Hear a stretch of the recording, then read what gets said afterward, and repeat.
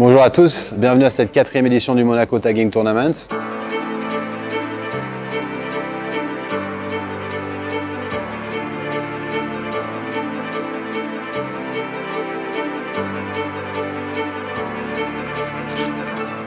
Le Monaco Tagging Tournament, il est né il y a 4 ans de ça, suite à un partenariat avec la Fondation Prince Albert II, qui nous a accordé sa confiance sur justement cette idée de suivre et d'étudier les migrations de thon rouge en principauté de Monaco. Depuis la première édition du Monaco Tagging Tournament, on a plus de 183 poissons capturés et plus de 60 tags posés.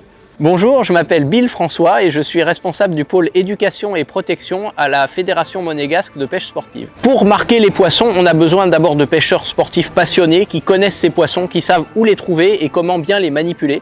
Donc on attrape les poissons à la ligne avec des techniques spéciales pour pas les blesser, pas les abîmer.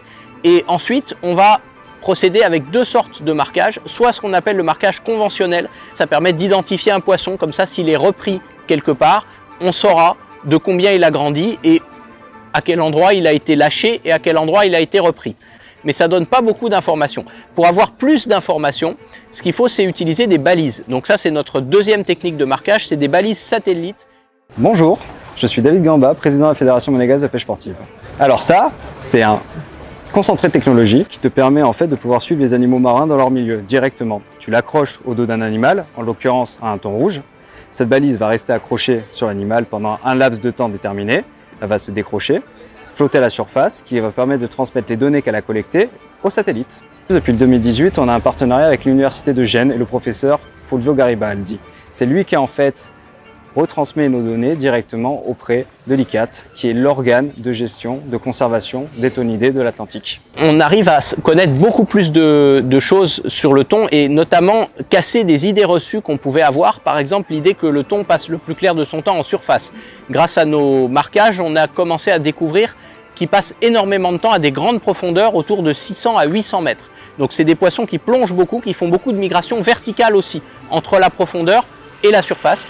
On a aussi découvert des routes migratoires de plein d'individus de thon et peu à peu le puzzle se reconstitue et on arrive à comprendre quelles sont les différentes populations de thon et où est-ce qu'ils migrent.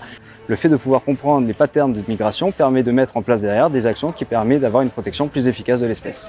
Je suis très fier de cet événement parce qu'on voit que chaque année on a de plus en plus de pêcheurs sportifs passionnés qui jouent le jeu et qui participent, et puis de voir qu'on a réussi à faire revivre la tradition très ancienne des tournois de pêche au thon rouge qu'il y avait déjà au Yacht Club de Monaco dans les années 80 et que maintenant on fait perdurer ça mais autour d'un but scientifique et de protection des espèces dans le respect du poisson et de l'environnement. Je trouve ça magnifique.